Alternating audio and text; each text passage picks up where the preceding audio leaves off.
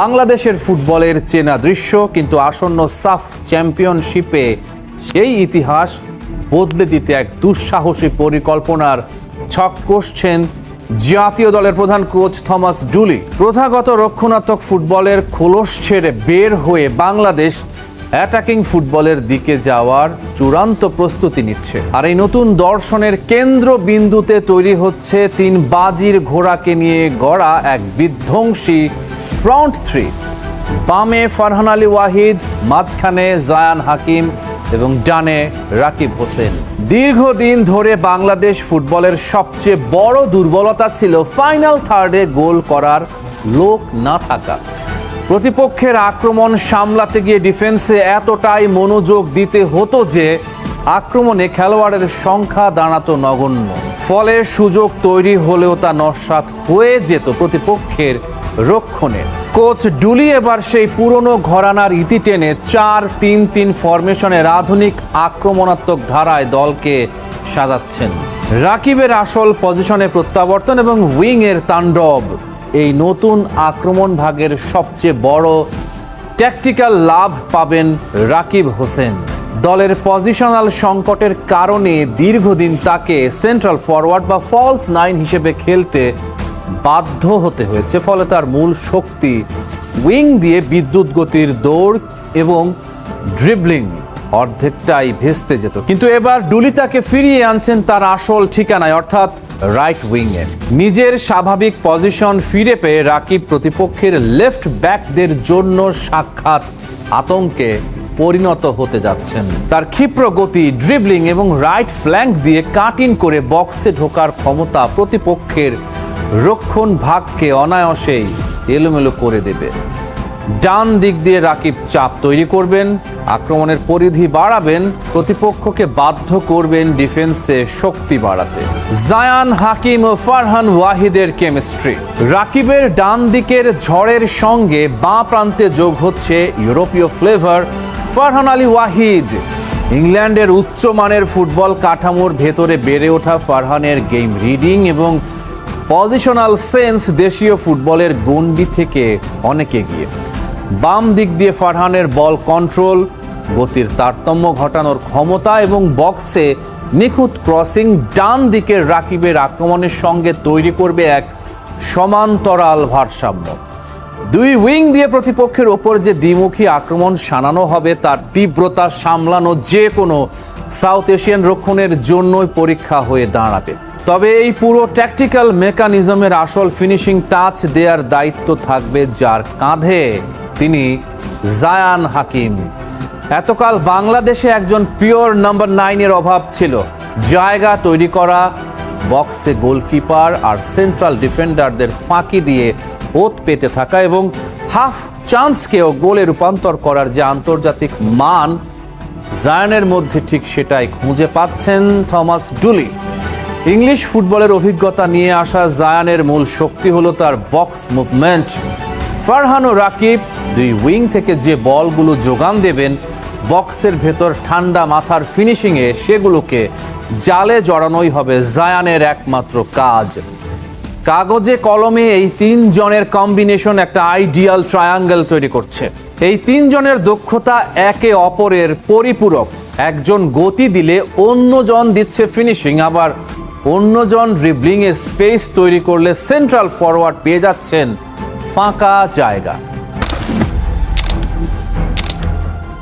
মাঝ মাঠে হামজা চৌধুরী আর সমিত সোমের জুটি, তাদের সঙ্গী জামাল ভুঁইয়া। ডান প্রান্তে অপেক্ষায় রাকিব হোসেন, বাঁ দিক ধরে ডি বক্সে ঢুকতে প্রস্তুত ফারহান আলী ওয়াহিদ। এই একাদশটা কল্পনায় সাজিয়েছেন হাজারো বাংলাদেশি ফুটবল প্রেমী। গত কয়েক বছর ধরে সোশ্যাল মিডিয়ার আলোচনায়, চায়ের আড্ডায়, ফেসবুক পোস্টের কমেন্ট বক্সে এই স্বপ্নের একাদশ কি সত্যি মাঠে নামবে? আগামী 4 থেকে 17 নভেম্বর 8 বছর পর আবারও ঘরের মাঠে বসছে সাফ চ্যাম্পিয়নশিপ। 2018 সালের পর প্রথমবার আয়োজক বাংলাদেশ। আর ঠিক এই মুহূর্তেই বাফুফে জোরে সোরে নেমে পড়েছে দল গোছানোর কাজে। আরও 5 জন প্রবাসী ফুটবলার নামছেন লাল সবুজ জার্সিতে। 3 জনের নাম আগে থেকেই জানা: ফারহান আলী ওয়াহিদ, জায়ান হাকিম এবং ইউসুফ আহমেদ। বাকি দুজনকে নিয়ে এখনো কাজ চলছে, আর এই তালিকার বাইরেও আছেন হামজা, সমিত, ফাহমিদুল। 5 জন অরিজিনাল প্লেয়ারকে নিয়ে কাজ করছি ওই পার্টিকুলার উইন্ডোর জন্য। তার মধ্যে একজন তো ফারহান আলী ওয়াহিদ, আপনি জানেন, যার প্রাইমারি কাজ হয়ে গেছে। এখন উনি ইনফ্যাক্ট এই উইকটাতে আছেন ইউকেতে। সো আমরা চেষ্টা করবো ওনাকে এই উইকে লন্ডনে হয়তো পাঠিয়ে ওনার কনসুলেটে ওনার পাসপোর্টের কাজ শুরু করার জন্য বায়োমেট্রিক্সে দেওয়া মূলত। সো ইনশাল্লাহ ফারহান ইজ দেয়ার। এর বাইরে জায়ান হাকিমের প্রাইমারি কাগজপত্রের কাজ আমরা শুরু করেছি এখন। সো আমার ফেডারেশন থেকে বলা হয়েছে যে 2 মাস লাগবে। So let's see, most likely আমরা পাবো তাকে। কোনো কারণে মিস হলেও সাফে ডেফিনেটলি তাকে পাবো, বাট আমরা চেষ্টা করবো সেপ্টেম্বর উইন্ডোতে তাকে রাখার জন্য ইনশাল্লাহ। এর বাইরে আরো 3 জন প্লেয়ারের পুরো details, video and everything Dhoni সাহেবের কাছে আছে। আই বিলিভ উনি 3 জনকেই ডাকবেন। তার মধ্যে আসলে কজন কোয়ালিফাই করবেন that is not on me, but I believe যে 3 জনের মধ্যে আমার বিশ্বাস 3 জনকে আমরা সাফের আগে পাবো। বাট আমি খুব চাচ্ছি মোস্ট লাইকলি একজনকে হয়তো আর এডিশনাল একজনকে সেপ্টেম্বর উইন্ডোতে আমরা পেতে পারি। বাট ওভারঅল আমি যেটা আগেও বলেছি যে সাফ উইন্ডোতে আমরা ফারহান, জায়ান, শুদ্ধ 5 জন অরিজিনাল প্লেয়ারকে ইনশাল্লাহ প্রপোজ করবো ফর দ্য টিম ইনশাল্লাহ। প্রথম রাউন্ডে বাংলাদেশের প্রতিপক্ষ শ্রীলঙ্কা ও ভুটান। অন্য গ্রুপে বর্তমান চ্যাম্পিয়ন ভারত, মালদ্বীপ ও পাকিস্তান। দ্য গার্ডিয়ানের বিচারে ইংলিশ প্রিমিয়ার লিগের আলোচিত তরুণদের তালিকায় জায়গা করে নিয়েছেন বাংলাদেশের ফারহান আলী ওয়াহিদ। দীর্ঘদিন ধরে এই ফুটবলারকে পেতে চেষ্টা চালিয়ে যাচ্ছিল বাফুফে, আর এবার সেই প্রচেষ্টা ফলপ্রসূ হতে চলেছে। চলতি সপ্তাহে ফারহান লন্ডনে বাংলাদেশ হাই কমিশনের অফিসে গিয়ে বায়োমেট্রিক দিবেন। সব ঠিকঠাক থাকলে 2-3 সপ্তাহের মধ্যেই প্রক্রিয়া শেষ হবে, আর সেপ্টেম্বর উইন্ডোতেই তাকে জাতীয় দলে পাওয়ার আশা করছে বাফুফে। তবে সব খবরই যে আশার আলো দেখাচ্ছে তা নয়। হামজা চৌধুরীকে নিয়ে এখনো দোলা চলে আছে বাফুফে। ক্লাব ফিক্সচার আর দল বদল পুরোপুরি নিশ্চিত না হওয়ায় তাকে পাওয়া নিয়ে অনিশ্চয়তা রয়েই গেছে। 9 নভেম্বরের আগ পর্যন্ত ক্লাব তাকে ছাড়তে বাধ্য নয়। তারপরও হামজাকে পেতে চেষ্টার কোনো কমতি রাখছে না বাফুফে। এবারের দলকে ঘিরে প্রত্যাশা আকাশ ছোঁয়া। তপু বর্মন, জামাল ভুঁইয়া, শেখ মুরসালিনদের পাশে হামজা, সমিতের সংযোজন দলটাকে দিয়েছে সম্পূর্ণ নতুন এক শেপ। ভালো করলে জাতীয় দলের দরজা খুলে যেতে পারে উইঙ্গার অ্যাডাম আব্বাসের। আমাদের এখন এশিয়ান কোয়ালিফাইং রাউন্ড এদিকে যাওয়া উচিত। যেহেতু ওয়ার্ল্ড কাপ কিন্তু 48 থেকে আবার 65 হয়েছে না, 64 হয়েছে, সেখানে এখনো হয় না, হওয়ার সুযোগ আছে। আমাদের ওইদিকে চিন্তা করা উচিত, এখন লং টার্ম বড় চিন্তা করা উচিত। আমি এক্স প্লেয়ার হিসেবে বলি এটা। তারপরও সাপ নিয়ে যেহেতু আমাদের দেশে খেলা, এটা আমাদের প্রেস্টিজিয়াস ম্যাচ, হোম অ্যাডভান্টেজ আছে আমাদের, আমরা অবশ্যই চ্যাম্পিয়ন হওয়ার জন্য খেলি। জাতীয় দলের ড্রেসিং রুমের হাওয়া বদলাতে হেড কোচ থমাস ডুলির পাশে দাঁড়াচ্ছেন বিশ্বমানের 3 টেকনিক্যাল মুখ। গোলবারের পাহারাদারদের বিশ্বমানের করার দায়িত্ব নিচ্ছেন জার্মানির অভিজ্ঞ গোলকিপিং কোচ ক্রিস্টিয়ান বারবুচাক। সহকারী কোচের ব্যাটন থাকছে ভিয়েতনামের এনগুয়েন হোং ল্যান এবং জার্মানির রেনার্ড স্টাম্ফের হাতে। যশোরের শামসুল হুদা একাডেমির সবুজ ঘাস, রোদের তীব্রতা ভেদ করে এক তরুণ ফুটবলার ড্রেসিং রুম থেকে মাঠে নেমে এলেন। পরনে বাংলাদেশ অনূর্ধ্ব 20 দলের অনুশীলন কিট, যার ঠিকানা এক সময় ছিল ম্যানচেস্টার ইউনাইটেডের একাডেমি মাঠ। সেই তরুণ আজ দাঁড়িয়ে বাংলাদেশের ফুটবলের ভবিষ্যৎ গড়ার আঙিনায়। অ্যাডাম আব্বাস শনিবার সকালে ঢাকার শাহজালাল আন্তর্জাতিক বিমানবন্দরে পা রাখার কয়েক ঘন্টার মধ্যেই তিনি ছুটে গেছেন যশোরের ক্যাম্পে। কোনো বিশ্রাম নেই মানিয়ে নেয়ার বাড়তি সময়, কারণ সামনে কঠিন মিশন এএফসি অনূর্ধ্ব 20 এশিয়ান কাপের বাছাই পর্ব। জাতীয় দলের সিঁড়ি বেয়ে এবার বাংলাদেশের বয়স ভিত্তিক ফুটবলেও শুরু হয়েছে এক অভূতপূর্ব নীরব বিপ্লব। ইউরোপ আর আমেরিকার একাডেমিতে বেড়ে ওঠা প্রবাসী ও বাংলাদেশি বংশোদ্ভূত উদীয়মান তারকারা এখন লাল সবুজের জার্সি গায়ে চাপাতে ব্যাকুল।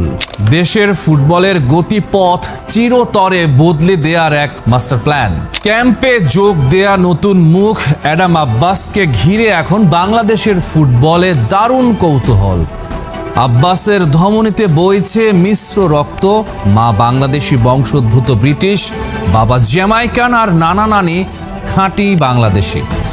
ফুটবলের পাঠ শুরু হয়েছিল খোদ বিখ্যাত ম্যানচেস্টার ইউনাইটেডের একাডেমিতে।